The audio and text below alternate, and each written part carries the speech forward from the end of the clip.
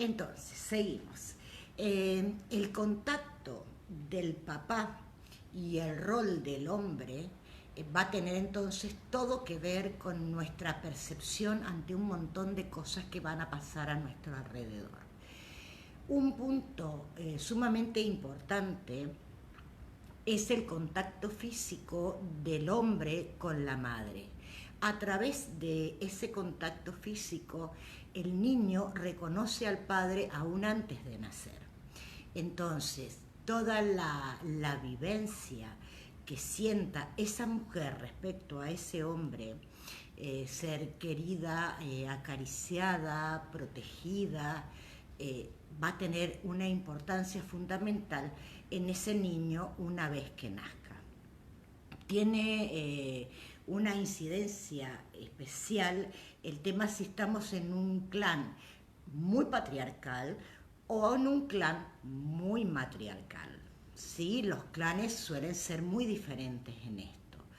Y es un tema que yo toco mucho. ¿Qué pasa con estos clanes tan femeninos o clanes tan de mujeres?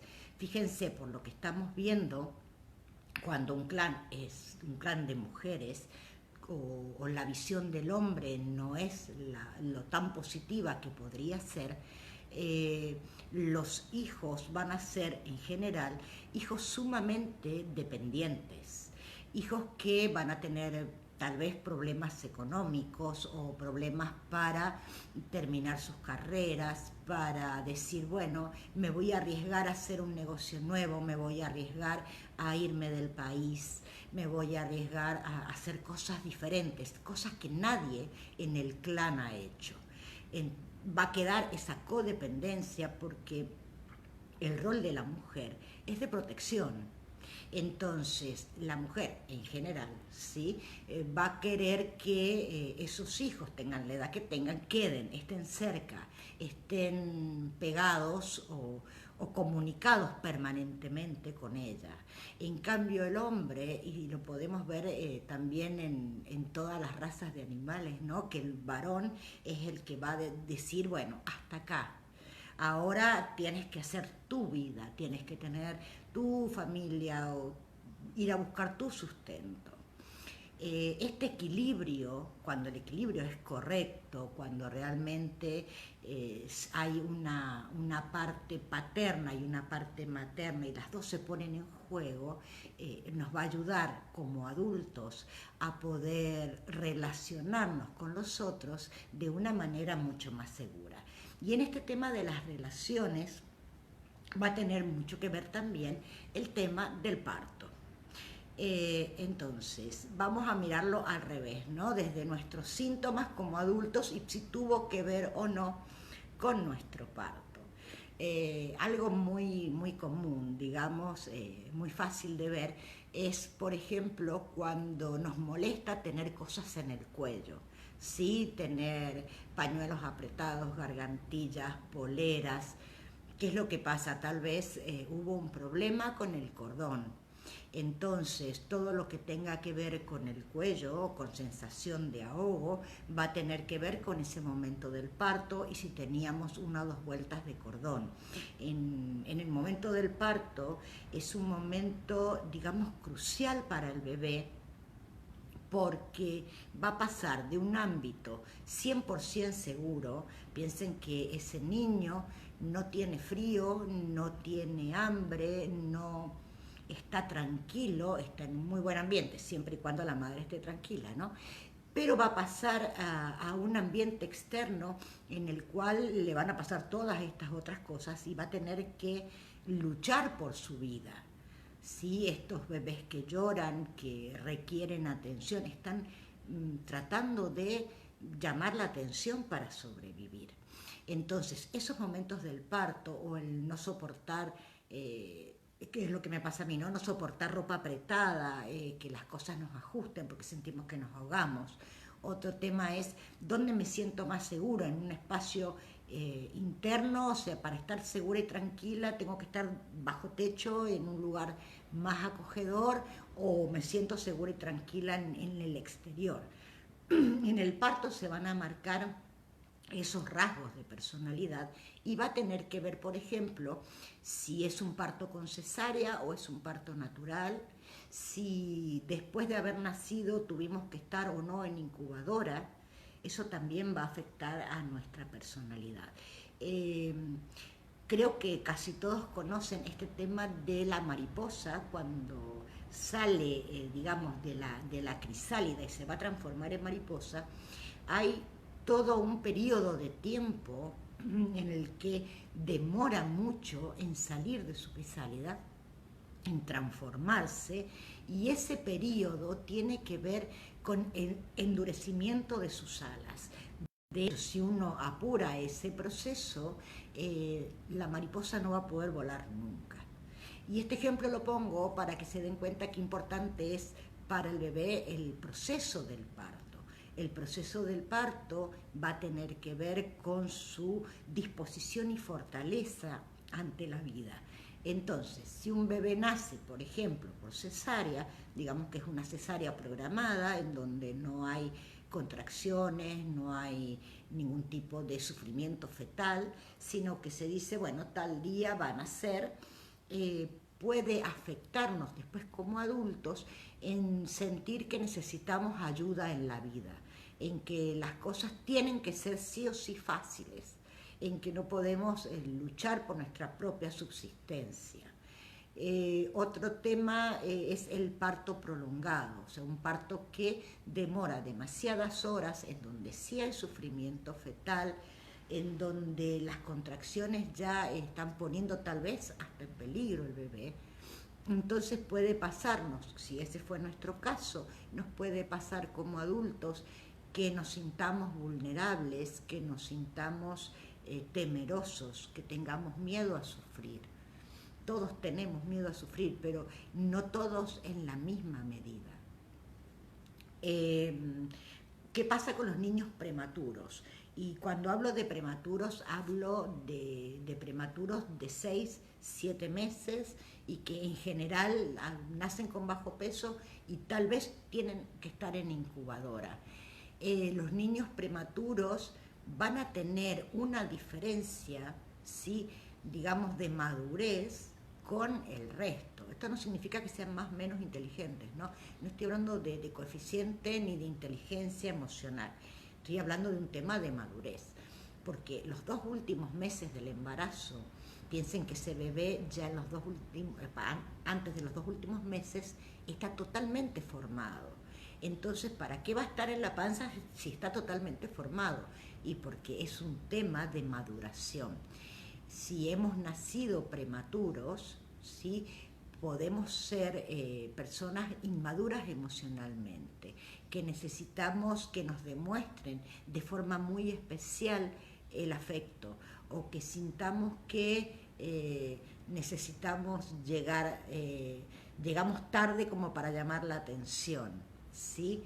Entonces, todo este tipo de cosas va a tener que ver con nuestra personalidad y tenemos que verlas no como un 2 más 2 es 4, sino como, me está pasando esto en la vida, siempre me pasó igual, ¿sí? Entonces tendrá que ver tal vez con el momento de mi parto. Ahí ya me están preguntando de las cesáreas de urgencia y de los hijos. Si una cesárea de urgencia, ¿en qué va a afectar? Más allá del tema de la cesárea que estuvimos hablando, tiene mucho que ver acá el miedo de la madre, ¿sí? Piensen que todo esa adrenalina, ¿no?, todos los químicos que se van a mover en la madre van a influir directamente en el niño. Entonces, una cosa es tener un parto consciente, tranquilo. Esto no estoy acá discutiendo el tema de sí o no anestesia o no anestesia, eso es un tema muy personal, sino decir, tomar el parto y el nacimiento como algo realmente natural, porque es natural, sí, sin tanto tabú y tanto miedo. Entonces eso va a ayudar al niño. Pero cuando las madres tienen mucho miedo, mucha angustia, van a hacer que esos niños también sean temerosos o se vayan al otro punto, ¿no? el nivel del punto agresivo. Acá hay una pregunta interesante, que es qué pasa cuando nacen de nalgas. Son personas sumamente contestatarias las que nacen de nalgas, ¿sí? Es como esto de decir, mira, te voy a mirar desde mis nalgas y no desde mi cara. Después del parto hay un periodo fundamental que se llama la hora sagrada. Desde el momento del nacimiento hasta la primera hora de nacidos, ese contacto, que ojalá sea entre madre e hijo y no entre hijo y médico solamente, va a tener mucho que ver con nuestra seguridad posterior. Cuando el bebé nace, lo ideal, que no siempre se puede cumplir, a veces por razones médicas no se puede, pero si todo está bien, lo ideal es que ese bebé esté en contacto con el cuerpo de su madre. De esta manera, el niño y la madre, los dos, equiparan sus temperaturas corporales, los latidos del corazón y la respiración. Entonces, un bebé que tiene esa hora sagrada con su madre y que incluso en esa hora poder amamantarlo, ¿sí? Como tener el bebé por primera vez sobre la piel le produce a la madre mucho placer. Además ha terminado el proceso del parto, entonces está tranquila en un ambiente placentero y de gran felicidad. A través de la leche materna en esa hora, el niño, digamos, introduce en su cuerpo todas las oxitocinas de la madre. Entonces ya es como un primer paso para sentirse seguro, para sentirse tranquilo en la vida.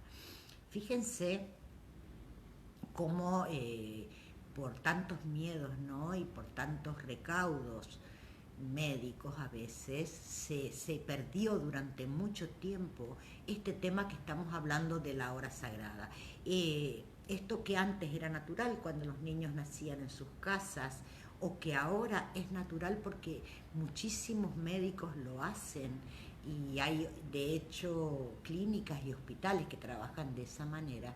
Durante un lapso importante, desde los 50 hasta los 80 aproximadamente, se perdió, y era todo muy médico, muy clínico. ¿Y por qué estoy tocando este tema? Porque quiero que miremos otra cosa, ¿no? Que es cómo pueden afectarnos los miedos a la propia naturaleza y al cuerpo, cómo pueden afectarnos emocionalmente, ¿no? Entonces los niños, incluso en esas décadas que les nombré, eran separados rápidamente de sus madres, estaban en habitaciones aparte, se apuraban en limpiarlos, en vacunarlos. Imagínense que para el niño todo ese impacto de dolor, de frío, de limpiarlo extremadamente, de pincharlo, de estar en un ámbito seguro, pasan directamente a un ámbito de mucho miedo y de mucha inseguridad. Y esto lo podemos aplicar a nuestra vida diaria. Y aprovecho esta época que estamos viviendo para que tengamos este tema de ser razonables respecto a nuestra propia naturaleza. Piensen que nuestro cuerpo tiene millones de años y que nuestro sistema inmune también lo tiene, y que tenemos todas las herramientas para estar sanos y para estar bien. Entonces, seamos razonables, seamos lógicos, tomemos aire, tomemos sol, y dejemos también que nuestros niños tomen aire, tomen sol. No, el miedo no nos lleva a nada, no nos va a llevar a ningún punto positivo. Una cosa es tener recaudos, tener cuidados, y otra cosa es perder el sentido común, ¿sí? Y pensar que el ambiente es un enemigo y que no puedo ni siquiera estar cerca de una persona, o que el aire que respiro me envenena. Porque no en vano estamos hace millones de años en el planeta, y nuestra evolución ha sido fantástica. Entonces yo creo que es momento de evolucionar intelectualmente y emocionalmente. En la medida en que nosotros como padres nos sintamos felices y tranquilos, eso pasa a nuestros hijos más allá de las palabras. En la medida en que nuestros padres nos hayan brindado espacios de libertad y de seguridad, nos vamos a permitir nosotros tenerlos. Y si no los tenemos porque nuestros padres no nos brindaron eso en su momento, podemos hoy tomar conciencia para cambiar. Y yo creo que ese es el punto clave de todo esto que estamos trabajando con Proyecto y Sentido. Nosotros podemos ser los artífices aún de nuestros propios genes.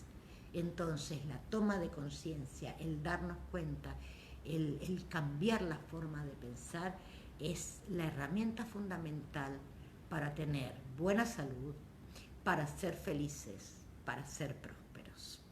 Bien, en el próximo encuentro vamos a trabajar con Proyecto Sentido Cruzado, que esto es cuando tengo hermanos anteriores que están muy pegados a mí o posteriores, ¿sí? ¿Qué pasa además con este periodo desde el nacimiento hasta los 3 años, que va a ser fundamental para todos, ¿no? Para padres y para hijos, y qué pasó en nuestra vida con ese periodo y qué cosas podemos hoy mirar y cambiar de ese proyecto y sentido nuestro.